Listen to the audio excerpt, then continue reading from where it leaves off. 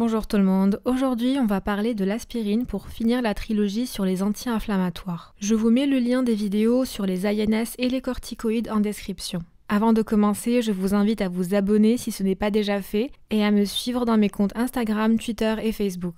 L'aspirine est en fait l'acide acétylsalicylique qui fait partie de la grande famille des salicylés. Sa posologie usuelle est de 3 grammes par jour, mais elle peut aller jusqu'à 6 grammes par jour lorsqu'on traite les rhumatismes inflammatoires.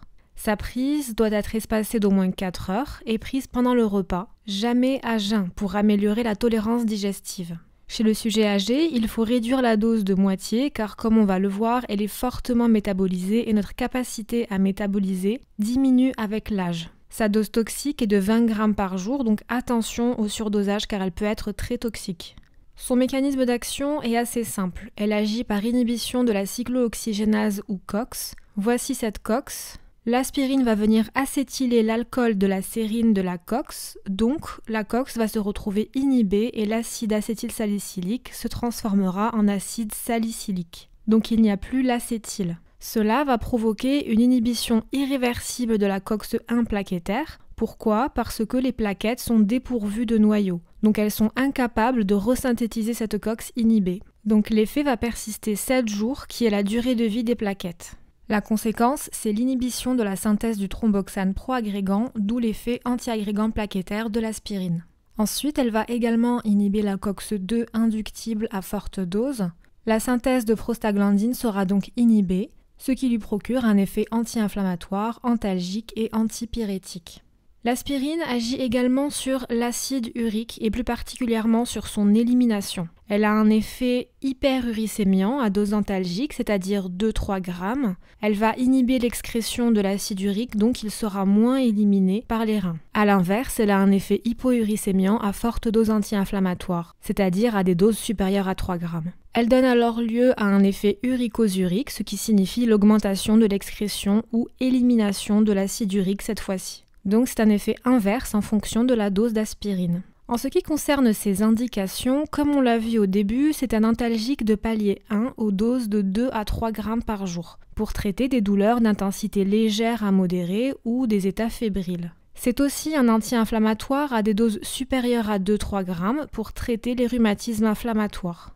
Enfin, l'aspirine est également utilisée comme antiagrégant plaquettaire à faible dose, soit 75 à 300 mg par jour, dans le cas de prévention post-AVC pour éviter une récidive ou bien de syndrome coronarien aigu. Évidemment, elle va présenter des contre-indications, à forte dose avec le méthotrexate s'il est pris à plus de 20 mg par semaine, et les AVK. À dose moyenne, c'est plutôt une précaution d'emploi plus qu'une contre-indication, avec le méthotrexate et les AVK, mais aussi les INS et les parines. Pour sa pharmacocinétique, elle a une bonne résorption digestive avec une diffusion qui est passive de la forme non ionisée, puis elle agit en 30 minutes environ avec un temps de demi-vie de 20 minutes. Elle a une forte liaison aux protéines plasmatiques à 90%, donc attention aux interactions médicamenteuses, car si on prend d'autres médicaments qui ont besoin de se lier aux protéines plasmatiques pour agir, ils ne le pourront pas, et donc on aura une diminution de leur efficacité. L'élimination est rénale de l'acide salicylique et ses métabolites. On va donc voir maintenant son métabolisme.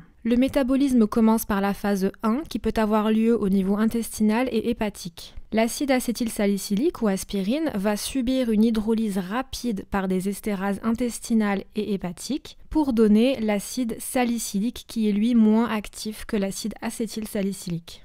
Ensuite, ce dernier va passer en phase 2 pour donner par conjugaison hépatique la glycine, puis l'acide salicylurique, qui est actif, ou bien par hydroxylation par des cytochromes, l'acide gentisique qui est lui inactif. Ces métabolites obtenus seront donc éliminés. Les effets indésirables qui sont liés à la toxicité de l'aspirine sont de 2 grands types et nombreux. Tout d'abord, ceux liés à l'inhibition des prostaglandines. Ils peuvent être digestifs, car l'aspirine va diminuer les prostaglandines protectrices digestives, ce qui peut donner lieu à des gastralgies ou encore des hémorragies digestives. Pour prévenir ces troubles, on l'associe à un IPP comme l'oméprazole, qui diminue l'acidité gastrique, et on conseille la prise pendant le repas.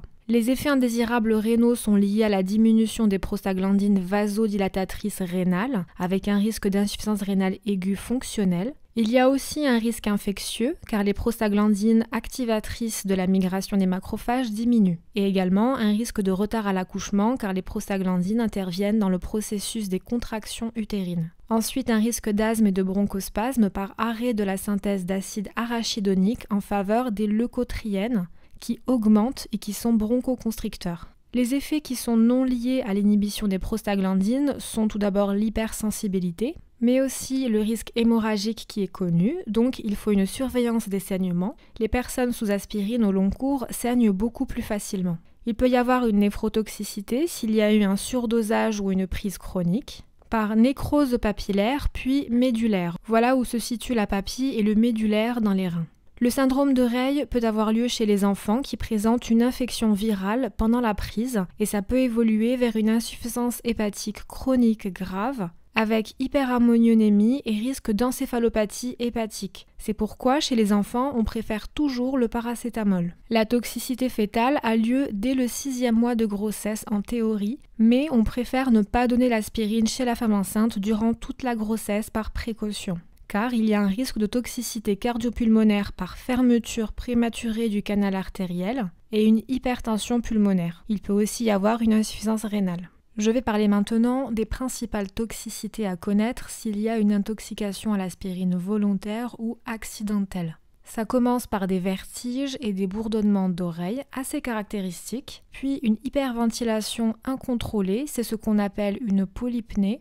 Si ce n'est pas pris en charge rapidement, ça peut s'aggraver en dépression respiratoire potentiellement mortelle, donc il faut vraiment vite prendre en charge ce type d'intoxication. Elle donne lieu à une acidose métabolique à trop anionique augmenté.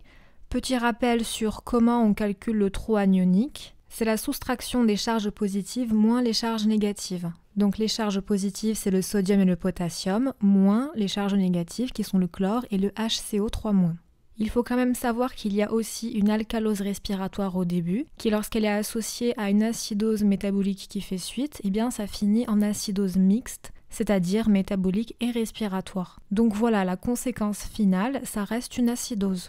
Il y aura une tachycardie avec trouble du rythme, une déshydratation globale, c'est-à-dire une déshydratation extracellulaire et intracellulaire. Elle peut aussi provoquer une hypothermie et une hypoglycémie. Donc ils font partie des signes qui vont aider à reconnaître cette intoxication. Voilà pour cette aspirine, j'espère avoir été claire, n'hésitez pas à me poser vos questions en commentaire. Je n'ai pas détaillé le processus de toxicité de l'aspirine qui est assez particulier et intéressant, dites-moi si ça vous intéresserait. Sinon, n'oubliez pas de liker la vidéo si elle vous a plu et de la partager. Et sur ce, je vous dis à la prochaine pour une nouvelle vidéo et surtout prenez soin de vous.